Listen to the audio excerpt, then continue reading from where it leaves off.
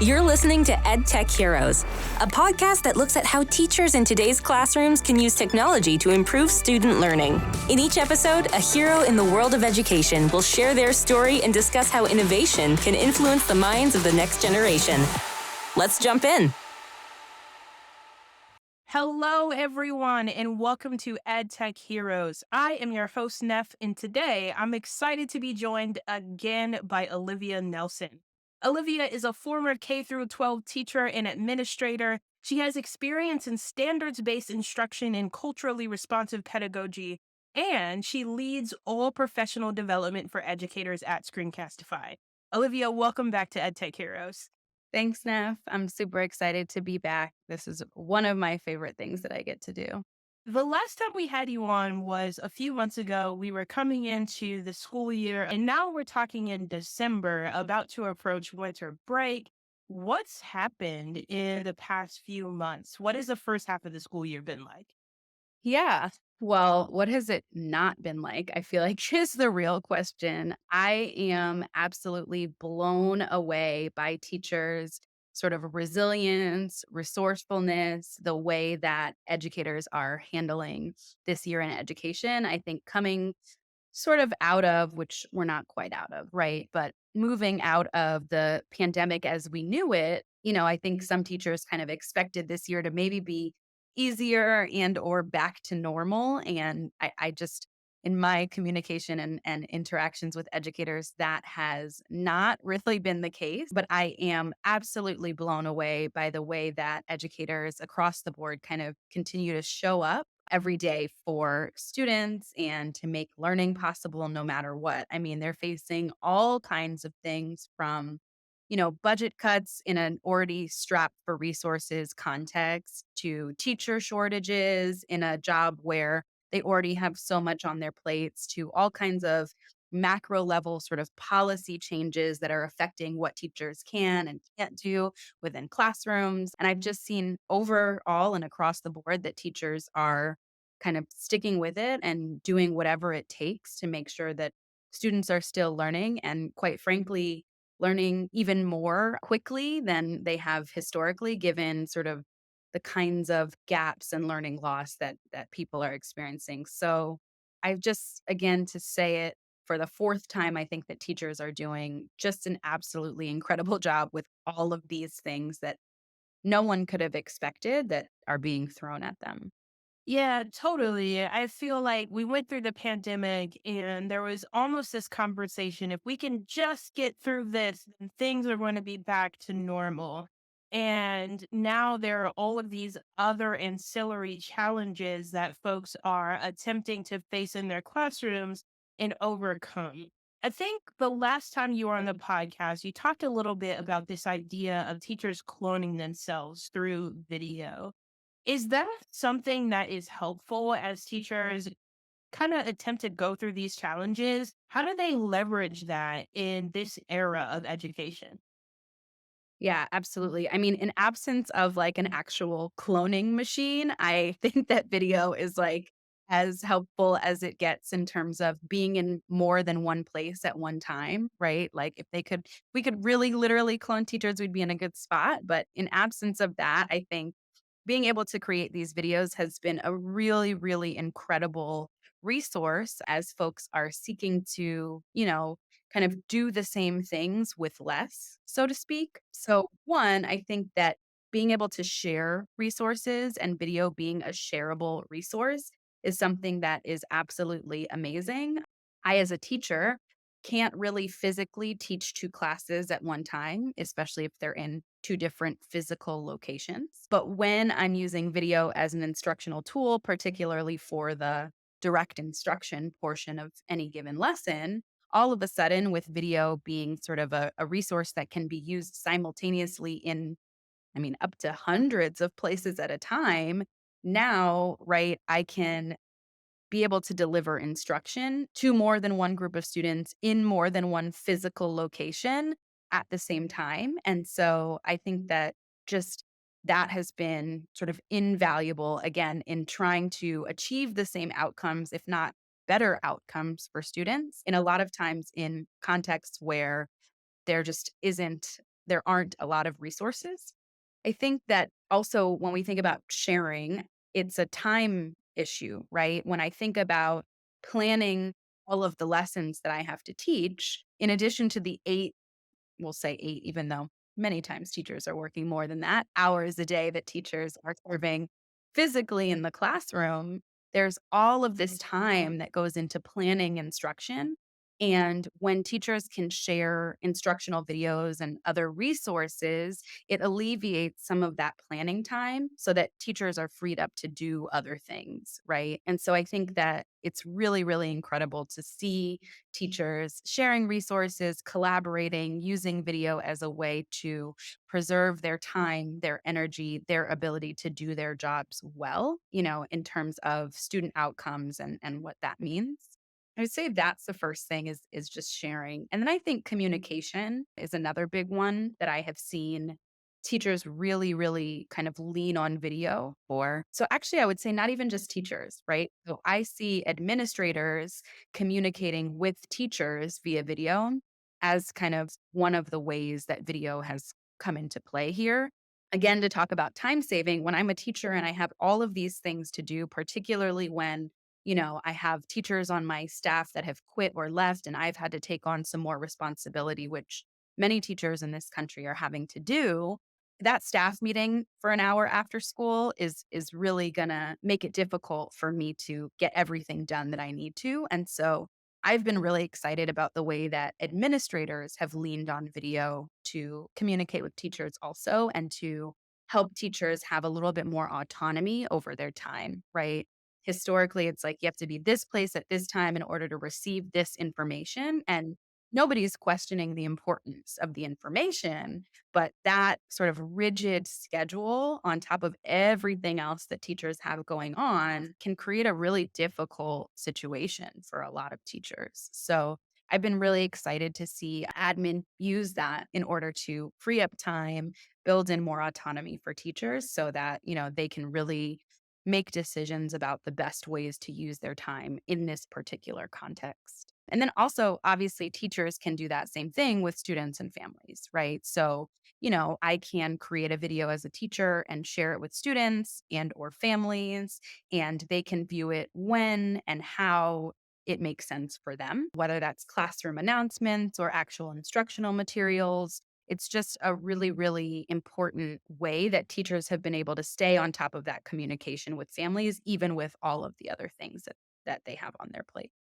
So I think when we divorce ourselves from this idea that everybody has to have instruction in the same place at the exact same time, then it opens up this whole world of possibility in terms of what classroom models could look like, and really more broadly, what education can look like.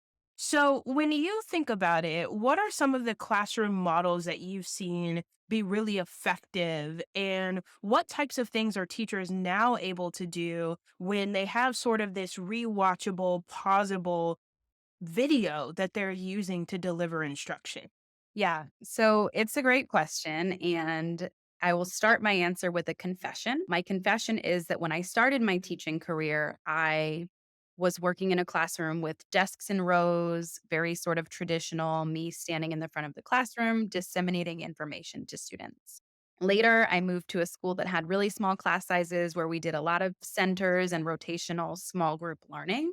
And that shift was really difficult for me based on kind of what I was used to. And so that's my confession. And I'll follow it immediately with a shout out to all of the teachers that are teaching right now that are going out and taking the risk of trying something new. A lot of it is probably out of necessity, but it's still not easy, right? So being that person that is willing to try out a new model and or advocate to an administrator that what we have currently is not working, is a big deal. And so huge shout out to all of the educators working right now that are doing that really difficult but really important work. So there's my confession, my shout out. And now I'll actually answer your question. So, in terms of learning models that I've seen folks adopt, I would say that one of them that I've seen kind of a lot more often that we've talked about previously together, but also I know you've talked to other folks on the show about is flipped learning. And so, kind of doing some of the core learning outside of the classroom. Again, to your point about not all being in the same place at the same time, trusting that I can share instructional materials via video and students can engage with those materials when and where it works for them. And we can use instructional time in kind of more innovative ways, whether that means small group work, whether that means kind of giving students a little bit more choice and autonomy within the classroom, right? That learning model I've seen gain a lot of traction. And again, I've seen folks who maybe never even dreamed of trying something like that experiment with it and find success in various kind of ways and formats. The other one, which I think is sort of related, that I've seen people get really excited about is student led learning. And so, have seen student led learning happen in a variety of ways, whether it's just students choosing from a variety of activities and video being one of those can really, really encourage students to kind of one, learn themselves as learners. So now I know, oh, Miss Nelson, I watched the video last time you gave a choice and I had a really hard time paying attention. I need to actually be in the small group with the teacher because I need more of an kind of back and forth there. Or, right, I've seen also, in addition to students knowing themselves as learners, it allows teachers to be a little bit more purposeful in understanding their students as learners, right? So now all of a sudden, I can kind of think about who my students are as learners and give them the option to engage with the material in a way that works for them. I think another kind of student led learning model is self paced learning. So even if the previous way that I described is kind of everyone is still doing the same lesson or topic or objective, so to speak. It's just different ways of tackling that versus the self paced model where I, as a student, am moving through the actual objectives and unit at the pace that works for me. So, not just the activity itself being different, but the objective and the thing that I'm learning being different based on how much time I need to learn it, how difficult it was for me, what kinds of activities I need to engage in to really understand the material. I've seen video be really, really successful in those kind of self-paced environments. And I've seen people just be so creative with what that looks like, whether it's putting a physical kind of map in the room where students are moving through rotational centers and deciding when they're ready to go to the next center or station, or it's kind of creating playlists in whatever kind of LMS or format works for the teacher and the students. I just have seen some really, really innovative things pop up in terms of how teachers are allowing students to make those decisions for themselves about when they're ready to learn the next thing. So those would be kind of two of the big things that I would say blended learning and student led learning, where I've seen video be a huge, huge piece of creating a successful environment for those things. Totally. I think that we've talked about some of those things in different episodes of the show, but I think what's always striking for me is when we put students in a position where they have some ownership over their own learning, the dividends that we get from that are just enormous in terms of engagement, in terms of what portion of the learning they actually retain. So many things.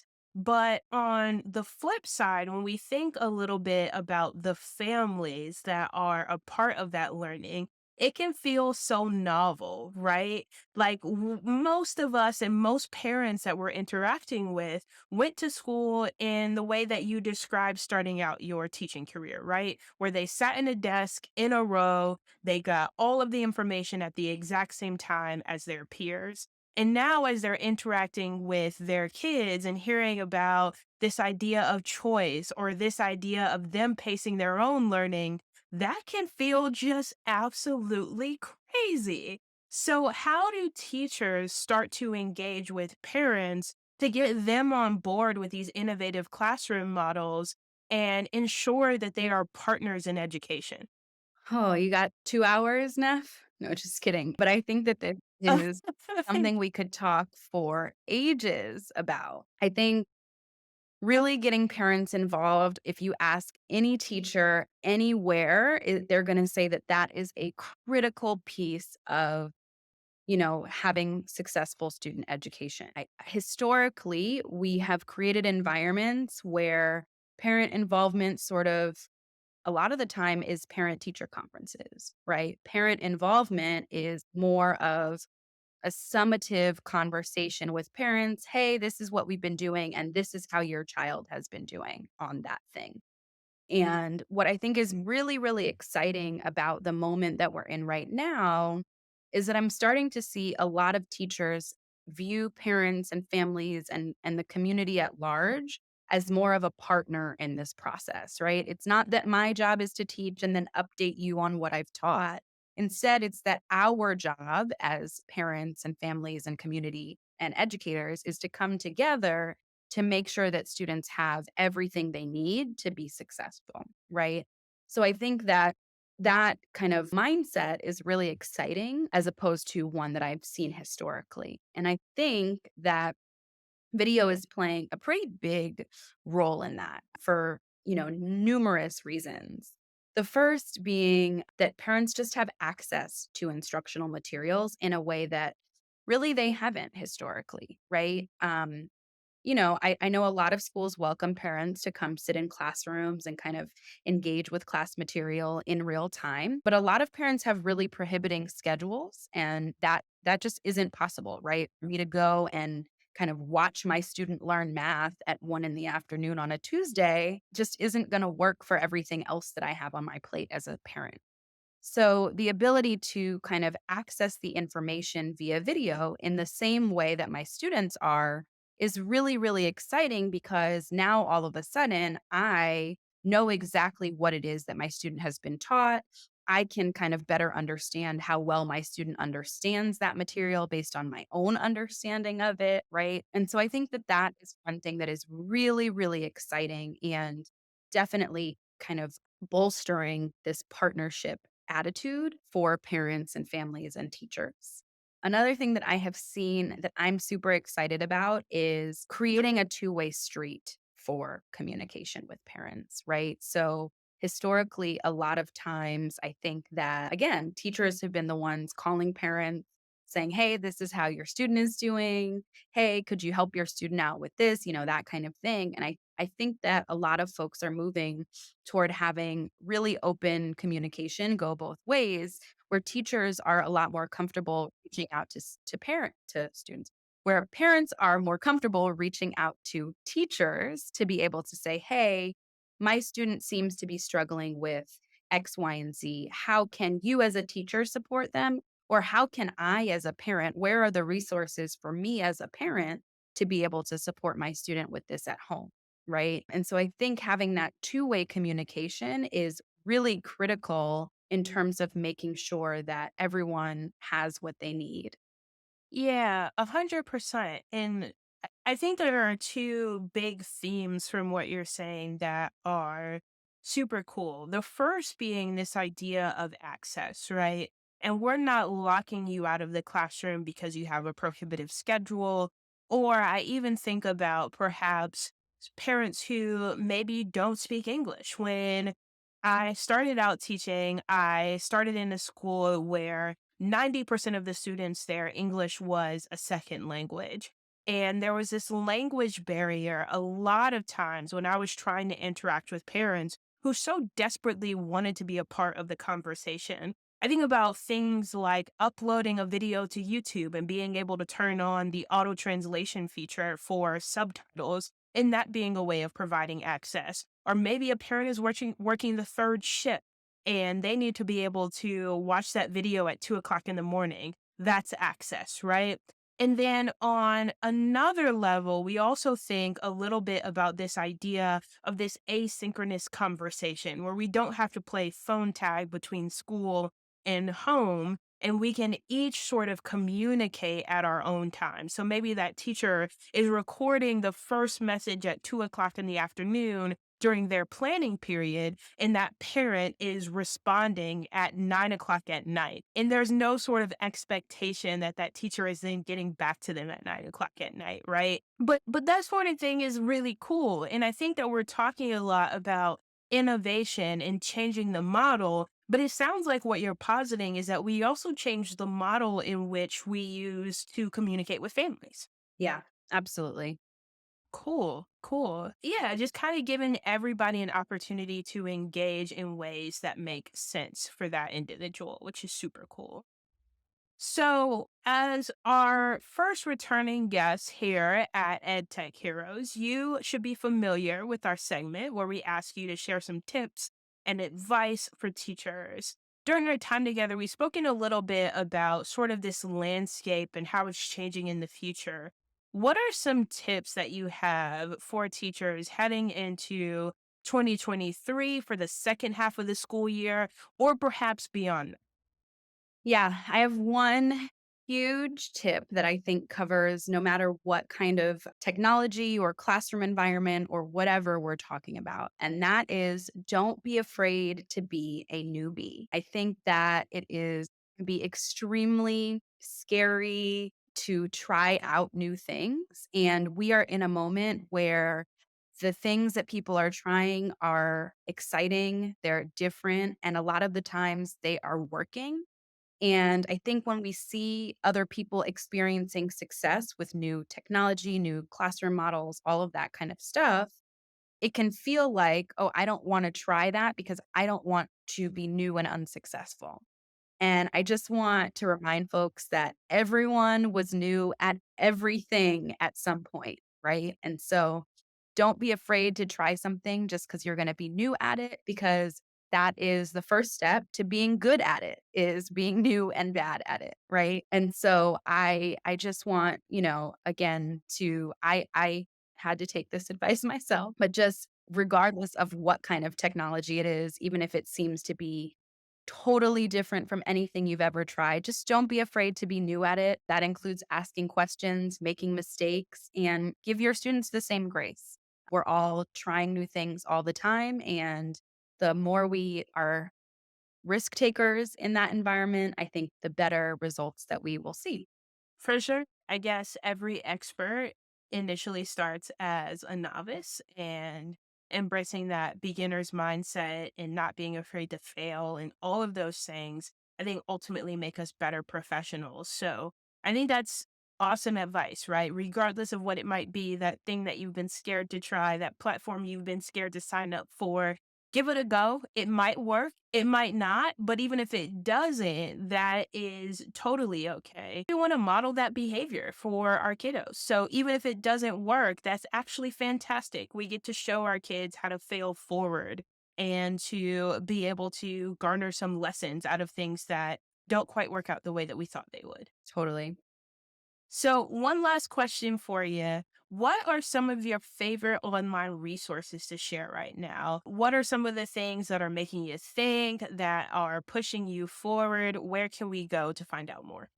Yeah. So I will reveal myself as kind of a big nerd and say that anything that has to do with kind of macro level education trends is really interesting and exciting to me. So there are all kinds of news sources. Wherever you get your news, check out the education column in that news source and see what is going on a macro level. Obviously, that stuff tends to eventually impact what we do in a classroom setting and in a school setting. So I am always just like looking at kind of that kind of stuff every single day. I'm reading tons of articles about education. And so I would recommend it because some of those kind of ideas or that collaboration can come out of looking at what other people are doing other places and kind of what trends might be coming down the pipeline. So that would be the first. And then the second is kind of a little bit of an answer that I'm sure everyone who's ever been an educator would agree with, which is just check out Twitter, Pinterest, anything else that is sort of crowdsourced information where folks can freely exchange ideas. Educators have some really great ideas, and we don't have to reinvent the wheel every time we go to teach something, try something new. there are people more than likely that have done what you're doing before and have some insight into how it works and what the best way to do it is. And so you can find all kinds of ideas, resources, and stuff like that in some of these sort of crowdsourced information hubs. So I would encourage you to check out the official news and then the unofficial news via those other websites as well. Yeah, I like that bifurcation.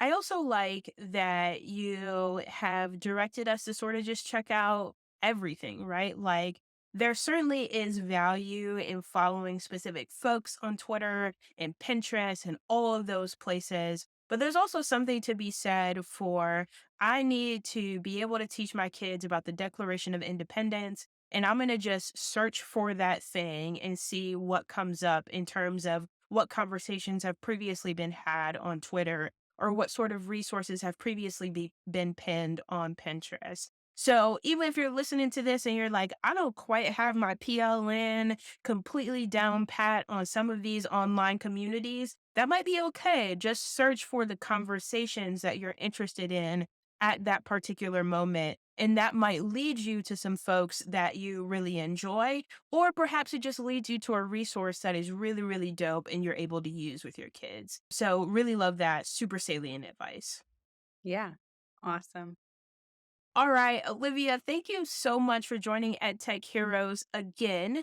And listeners, be sure to visit the Screencastify Resource Center. You'll find tons of things written by Olivia over there. So if you liked what she was talking about here, there's a whole lot more where that came from. You can also check her out on the Screencastify YouTube channel, where she talks about tons of ways to use Screencastify and to push your classroom forward. My name is Neff, and I'm looking forward to seeing each and every one of you next time. Thank you for listening to this episode of EdTech Heroes, presented by Screencastify.